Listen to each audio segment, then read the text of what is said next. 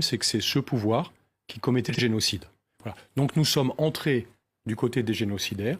Et moi, ma première mission, qui était ma spécialité à l'époque, c'était de guider les frappes aériennes sur le terrain. Parce que pour que des frappes aériennes fonctionnent, il faut qu'en fait, il y ait une équipe très très proche des cibles. Et donc j'avais été intégré dans une unité de combat de la Légion étrangère.